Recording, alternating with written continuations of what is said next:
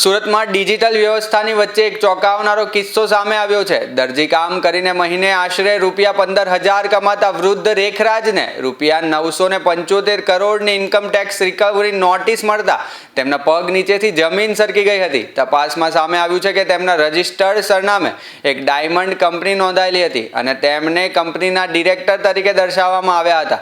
જો કે હકીકતમાં આ સ્થળે એન્જિનિયરિંગ વર્કશોપ કાર્યરત હતું, જ્યાં જરીના મશીન અને બરફના ગોલા બનાવવાના સાધનોનું રિપેરિંગ કામ થતું હતું।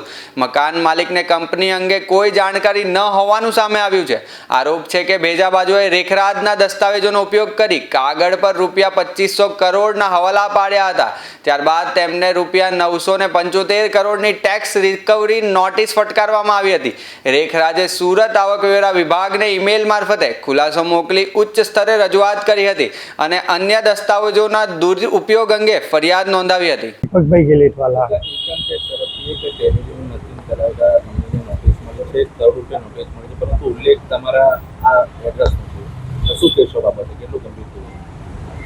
મને ગઈકાલે જ આ બાબતની થોડી ખબર પડી। આ ઘણી ગંભીર બાબત કહેવાય।